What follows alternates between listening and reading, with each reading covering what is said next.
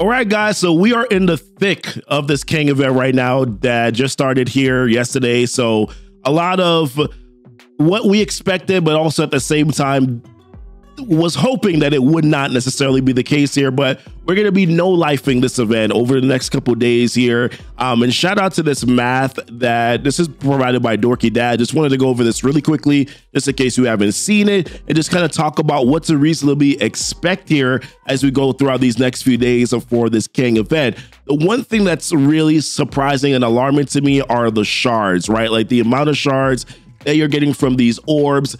This is not something that they've done this before. They've done these orbs like this before, but you know, from each Kang orb here, you're highly likely to probably only get 2 shards from these Kang orbs. So it's a 76% chance to be able to get 2 shards from these orbs. You could get a 4, you could also get a 6, 10, and 25 shards.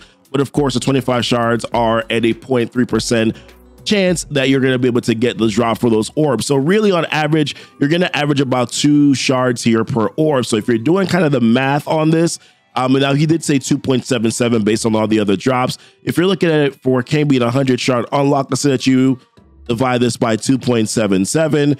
That means if you're just going straight orbs, it's probably going to take you about 36 orbs in order for you to be able to unlock him. If you just get the bare minimum of 2 all the time, it's going to give you're going to need 50 orbs in order to be able to unlock him then. But of course, you do get these web store orbs that you're going to, so you get 600 per day.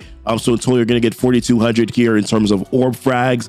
For your web milestone, if you're spending your 1180 campaign energy, which includes your core refreshes, your free refreshes throughout the day that they give you, and then also your 100 that you get from your milestones every single day on the web store by spending your cores, that is going to give you a total of 1180 campaign energy. That every day, if you from the web milestone, will give you 14,000 fragments. So if you add this all up together, right, you're getting 2 orbs here, and then you're getting another 7 orbs here in total. And then from the milestones, so if you look at the milestones right here really quickly, if you get all the way up to, which I think was what everybody's shooting for, right?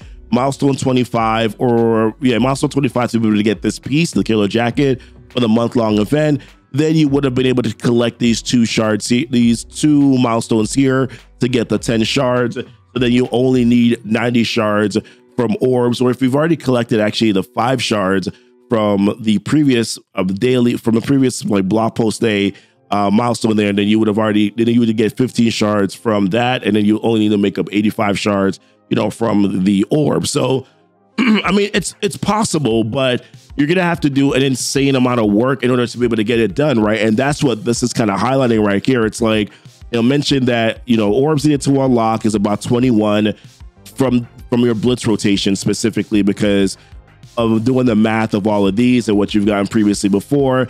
That's essentially what this is kind of adding up to here. Blitz rotations he mentioned, I think this is kind of like best case scenario, is it's still about 5 rotations per day, meaning that you only need to do 28 blitz rotations on average. Now this is definitely more of an end game roster kind of thing. Like if you're probably shooting, and maybe you have like 38 to 40 blitz teams that can get wins on a day-by-day basis, then that's probably what you're going to be looking at, because the drops that you're getting from these blitz rotations, it really isn't high. And I think I just completed mine, so I don't really, I mean, I can just do like one example here just to kind of show, like if I use this team right now, use some blitz credits here, yeah, on average, that's kind of what you're getting, right? About 30 or so, 30 to 50, I think is kind of what's the norm for fragments. So I usually go about 41 teams deep, 38 of them for the realistically kind of get wins on a consistent basis. So that means that if I just get 30, which 30 frags per blitz win, then I'll only get 1,140 frags per blitz rotation. That definitely kind of goes against the numbers that he's sharing here. But once again, you're not always going to get 30, right? So that's the reason why he's kind of averaging the numbers out there, is that you're not always going to get 30. You're sometimes going to get 200 and maybe even 500, could even get 2,000 frag drops for doing a blitz rotation. So most likely that's the reason why it's kind of like on average, that's probably what you're going to need. But if you're a roster that probably can only go 30 wins deep, I mean, it's definitely going to be steep. You're probably going to have to be pushing here, doing 7 to 8 rotations a day in order to be able to get the amount of fragments that you need in order to be able to complete this event, which is not ideal at all. I don't think anybody wants to spend, you know, their weekend doing that by any means. And I wish that this is something that they would have considered once again for the player base. And this kind of just harps back to the fact where I'm just like, you know, I talked about this last week, Friday, how like this is kind of just becoming super whaley. It's not fun.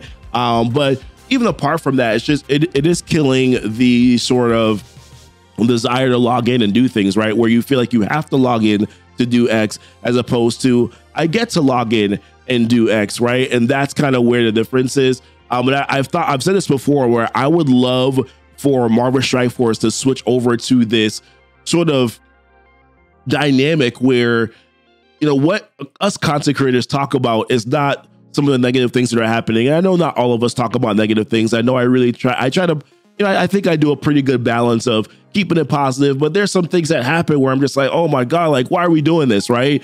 But wouldn't it be nice if if a lot of us content creators did a little bit more gameplay things that were a little bit more fun? But this game is not really about the fun aspect of it anymore. It's about grinding these events, which grinding events is okay a couple times a month, but you kind of have to grind a month-long event with all these other sort of like events that are tied into it.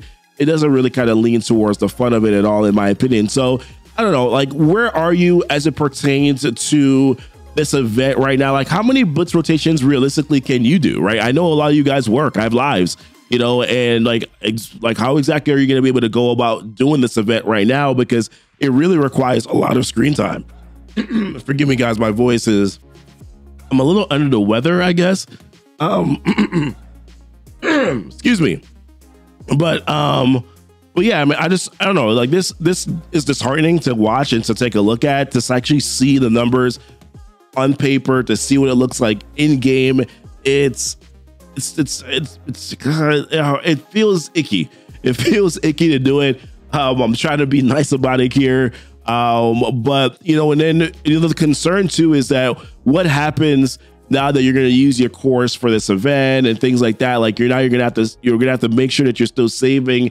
You're still being wise about the cores that you're spending here, because there's probably going to be something else that is going to require you to have cores to spend then as well. But I don't know, guys. I mean, Master of the Evil team does look really good. Kang the Conqueror, obviously a really important character, which is the reason why they're making the event, to be able to get him so challenging and difficult. But I think that they're kind of just went a little bit too hard on this one as far as I'm concerned. But listen, appreciate you guys watching the video. Just wanted to present this information to you guys just so that you know what to reasonably expect over the next couple of days here. Go through this math just in case you haven't seen it already.